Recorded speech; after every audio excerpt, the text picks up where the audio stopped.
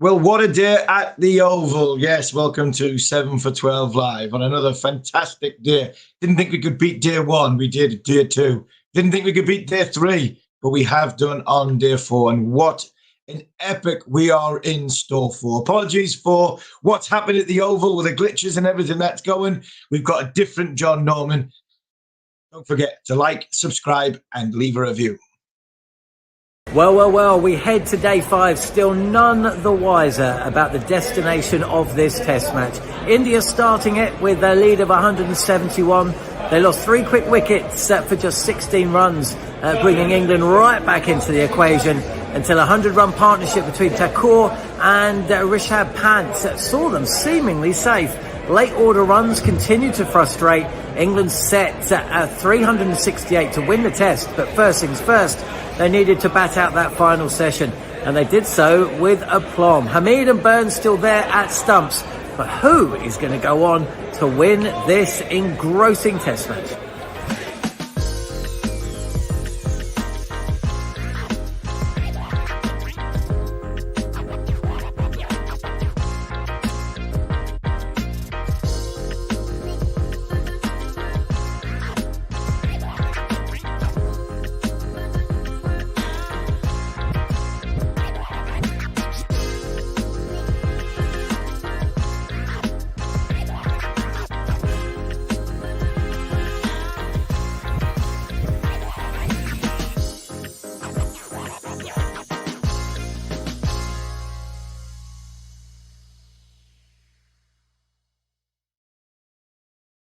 Well, I did say it was a different John. He's gone for his camera on his phone because the Oval Wi-Fi doesn't seem to be working. So we apologise for that over the course of the last 3 days.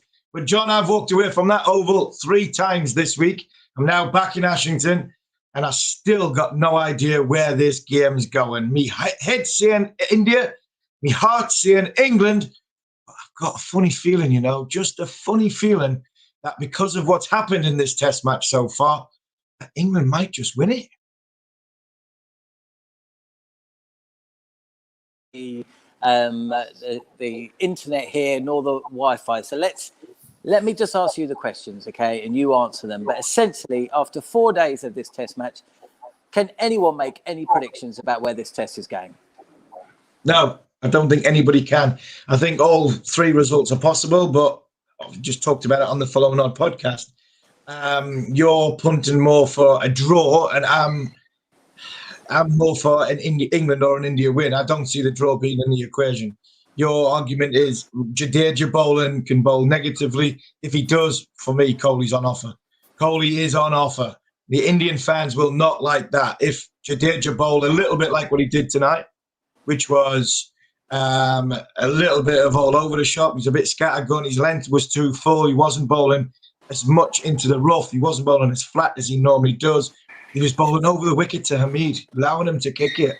Virat Kohli, you've picked 4 seamers because you've said Jadeja can do a good enough job, and you've asked him to be negative. Well, if you do that tomorrow and you don't win the test match, then I think Virat Kohli, there'll be a lot of question marks on him. But I think I've just got a funny feeling England, if they get through the first hour tomorrow morning, again, with a lot of these cliches saying, first session, first hour, but the way England have batted, a little bit like India did in the 3rd innings. If India come out and overcome that little new ball burst or that opening burst tomorrow, I think it's game on for England, because the amount of powerhouse that they've got in the middle, I just think it does bring England into the game. Let's go back to today, though, because India, yes, this is a slow track, but India were in a lot of trouble. They had a lot of pressure on them. They lost 3 wickets for 16, and salvation really came from an unlikely source. Shardul Thakur and Rishabh Pant. How did you assess how they went about their innings, their 100-run partnership for the 7th wicket? Yeah, Thakur was excellent. I thought he took a lot of pressure off Rishabh Pant in the way he went at the ball. He hit some boundaries. I thought Rishabh Pant batted with his captain brilliant, and I thought Kohli, when he got out, I thought England have got the right one here. They've got him at just the right time, because he had this calming influence on Rishabh Pant in the way we hadn't seen at any point in this series so far. He's been a bit frenetic. He's run down the wicket. We've seen him go at wide balls. He's He's looked all at sea. But today, you know what? I think credit where credit's due. I've criticised Pant in shot selection. I've said he shouldn't be batting at 6 because his game's not up to it in this country for that.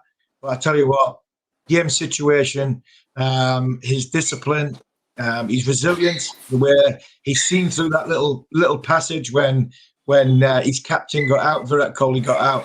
Fair play to him. What a great innings I thought Rishabh Pant played. But Thakur, it's a batsman's game, so he won't get man of the match. But for me, no matter whether if Jadeja gets 6, but then he gets man of the match. But at this minute in time, for me, a lot of people will say Rohit Sharma with his 120. No, for me, Shardul Thakur's got 2 half centuries in this game at the time when the game was about to go in England's favour. First innings, England all over them, comes in, whacks 50, gets to a reasonable, respectable total on that sort of surface. And in this game, if he didn't get any runs, England are only chasing 300, and I think they'd back that. So for me, Thakur's had a wonderful test match with the bat. Just a bit surprised we didn't see him with the ball tonight. 32 overs, and you didn't see somebody who was your all-rounder get a bowl. Is Virat Kohli going to cost India? That would be the big question on everybody's lips if India don't win this test match.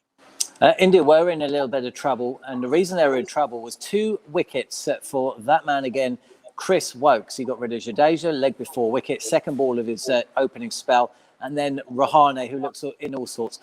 Woakes has been speaking following day 4. Let's have a little listen to what Woakes had to say. It's been a incredible 4 days, really. Great test to be a part of. Obviously was in fast forward day 1 and day 2 a little bit, and then the last 2 days have been real hard work, tough test cricket.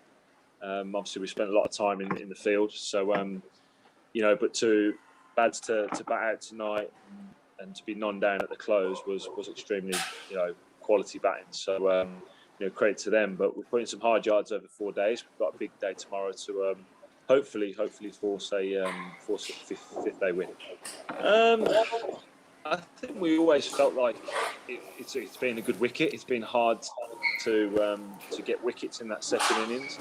We obviously all had plenty of overs under our belts by the time we get to that point. And sometimes you can look too far ahead. I think if we stayed in the moment, which we tried to do, we always felt like you can always take 100 runs off their score.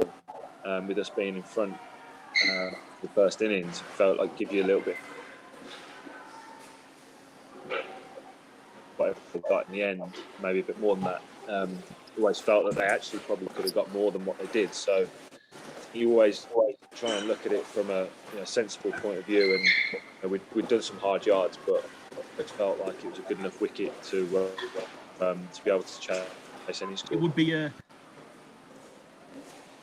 Yeah, Chris Woakes, I mean, look, he could be a candidate for man of the match. He's scored a 50 in England's innings. He's taken vital wickets as well. Look, I know that there's going to be a lot of people watching this, and because of the restrictions on the technology, they're not going to be able to get their questions to you. So I'm going to take a guess at what some of the Indian and English cricket fans that watching this show want to know from you, Harmy. First up, what is this pitch going to do on day 5? I don't think it's going to do too much different. Like I said before, pressure's going to be on the Indian captain to change his bowlers, make something happen when it's not happening, and use Jadeja in such a way which, for me, how does he become effective? If he bowls tomorrow the way he bowled tonight, then I think England will fancy their chances. But I still think it's a good surface, and the longer that England are on it, I actually think the more chance they've got to win in the game. Mandeep says the pitch has nothing in it. He agrees with you. He feels, and I think there's a bit of despondency amongst the India fans already. England spend a session without losing a wicket, then this match is lost for India. Well, it's a big call, but I can understand why India fans are feeling a little bit nervous tonight. I think England have got. I think England have got one danger in the back of their mind, and that is 46 overs time when the second new ball comes. If England are still in a good place with that over their heads, 1, 2 down, then I think England will think it's game on, because the new ball could actually go and travel, and the harder the new ball, the easier I think it would be to score on this sort of surface. I think it all comes down to how well Jadeja can bowl, how tight he can bowl, how much pressure he can exert. And the minute one team's out of it, and what I mean by that is once they're looking for the draw in this game, and then it'll be interesting to see mentality where that side is. If it's England, and all of a sudden they get so far behind the rate, it's just survival. And I think, and obviously India become in the box seats. If England get away, and India feel as though this is going downhill very, very fast. What have India got to come back with? That will be the big question tomorrow. Dhruv says Jadeja looks dangerous against left-handers. Now, we've seen Jadeja himself be moved up the order to break up the right-hand batsman. But Dhruv says, should England send a right-hander in if Rory Burns gets out first? So Delvin Milan is a right-hander, isn't he? I'm just trying to think. No, left. He's left-handed. So, yeah, what do you think? Yeah. Because I thought Jadeja bowled better as the spell went on. He got some consistency. He was targeting the foot marks. Certainly against Burns, I thought. He almost edged one, actually, to kind of a leg. If you've got a leg, I think a leg slip is going to be quite an important fielding position tomorrow. So what do you think? Can you see England? They're pretty inflexible when it comes to stuff like that, don't they? No, I think they'll stick with what they've got. I think Milan will come out at 3. There's a little technical change from Burns. He went onto off stump when Jadeja was bowling, and it's not really turning off the wicket as much as Jasprit Bumrah tried. And I would have done the same. I thought it was brilliant. He tried 4 or 5 times to run up and down on the middle of the wicket. Umpire Illmouth was telling him to get off, but I don't think that was registering Jasprit Bumrah's mind. And I know would I would have done exactly the same thing, to be fair. And I think anything on the surface, it's not really spinning. It's only spinning at the foot marks. And they are for me. They're a touch wide and it's not really spitting. It's just turning. It's turning slowly. So a good player of spin. I think Milan's a decent player of spin. I think they might feel comfortable. The key wicket, key asset, he's right-handed. If Joe Root gets in on this surface, we've seen what's happened so far in this series. England can back round him. England back deep. That's what England will be looking for. G. Paul says, with a required run rate over 3, if India can get 2 or 3 wickets, including Roots, England will go defensive mode. Yeah, I think he's probably right. But if they're still only 2 or 3 down by T, they'll go on the offensive, won't they? Yeah, I think it's all about getting to that tea time session. If England are still batting at tea time with a number of wickets in hand, I think England might consider having a real good crack at going at it, because by that time, India might be in such a place, be demoralised, a bit like where England were today. And it's 3 and over at the moment, but England only have to go at 2.3, 2.5 for the first session and a bit. And you've got to remember, if England stay wickets in hand, old-fashioned, old-school one-day international cricket, wickets in hand, get over that second new ball. The batting England have got lower down, i.e., Pope 5, Besto 6, Ali 7, Woakes 8, even Overton. Overton's got first-class 100. He's handy with a bat. And all of a sudden, like I said before, G. Paul, the minute one team feels as though they've not got a chance of winning it, then all of a sudden the game could move fast forward very, very quickly. Yeah, absolutely. Nicole says, do you think it's curtains for a fantastic career of Ajinkya Rahane? When every other batsman are performing, he's struggling. Now, he's right. 6 out of the top 8 Indian players scored 40 or above. And even Bumrah and Yadav were having a bit of fun towards the end. So I suppose it depends a bit. If India lose this game, you always need a scapegoat, don't you? And he could be the one. I still think even if India win this game, there's a sign. He's only 8 balls in this innings, Nikhil, and I think that might be the time for India to make a change. Whether the career's over, that's up to Ajinkya Rahane and the selectors to go away and find out if he can rejuvenate himself and come back and play. But I looked at Ajinkya Rahane today, and I looked at Ishant Sharma in the last Test match, and very, very similar when it comes to the way they went about their job. 8 balls, yes, it's not a long time, but both, 2 LBW decisions against him. One he was given, one he got away with. He looked all at sea. Even in defence, he looked as though his balance was gone. His bat was coming down from sort of second, third slip, and he was trying to survive.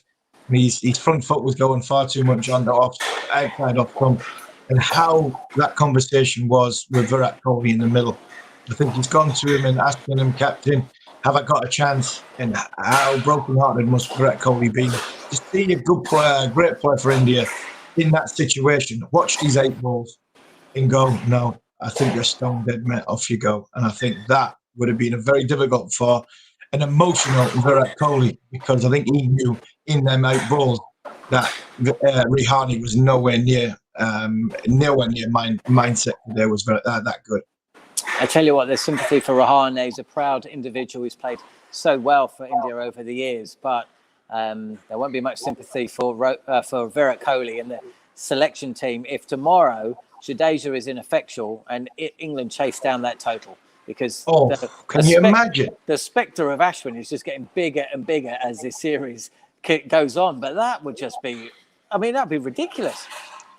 Well, yes, and can you imagine if England do get over the line? And it was great today.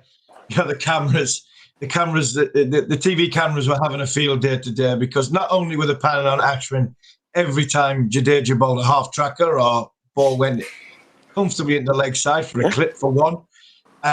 They went on him a couple of times when he had an earpiece in, and they were talking to him, telling him that Shane Warne's telling him, "I can't believe you're not playing on this surface, mate."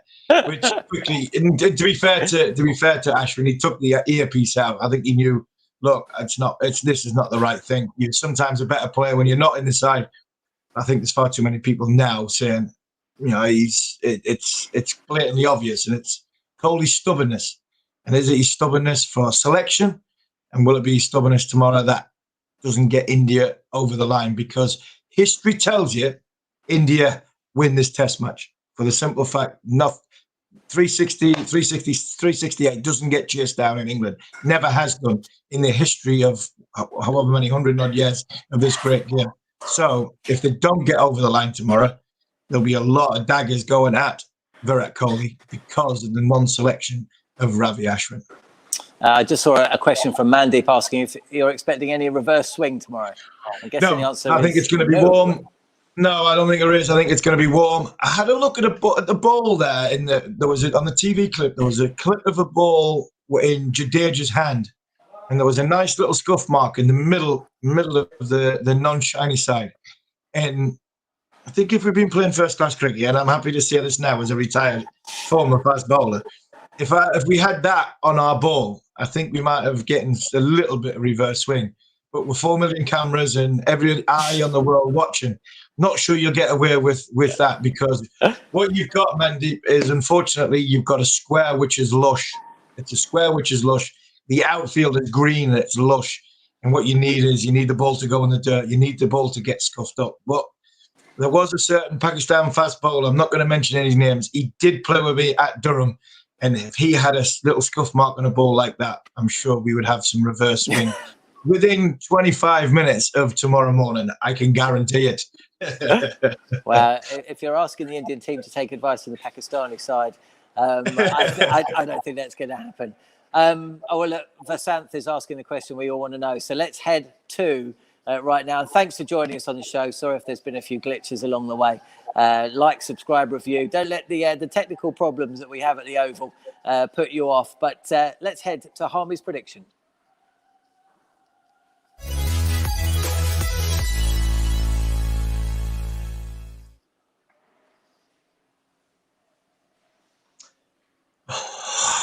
Where am I at? Prediction. You know what? I'm going to go for an England win. I'm going for an England win. I'm going 2 down at lunch, 3 down at tea. England needing 150 off the last 32 overs. And for me, I think England will get over the line if that's how the day pans out. A nice partnership with Hamid and Burns. Milan coming in to anchor like he does in one-day cricket for England. special from Joe Root. And then when the new ball comes around, then I think England will try and score. If they're going to go for the game, they'll try and score off it. England bat 7, 8, 9, 10. I'll say 11 because I love Jimmy Anderson that much. I still think there's a place for Chris Woakes and Craig Overton in this game, whether it's saving the game or going to win it. I'll go England to win with 4 overs to go. What a day. Well, look, I'm not sure the Indian fans are going to be too happy to hear you say that, but cricket fans will, and so will England cricket fans. Look, whatever happens, you've got to join us following day 5 of the Oval Test match. It's a Test match that has made predictions. Well, apart from Harmy, who's been pretty much spot on, it's made fools of us, but it's been brilliant cricket at times. And I think we're set for something special on day 5. So don't forget to join us here on 7 for 12 and like, subscribe and review. And thanks for watching.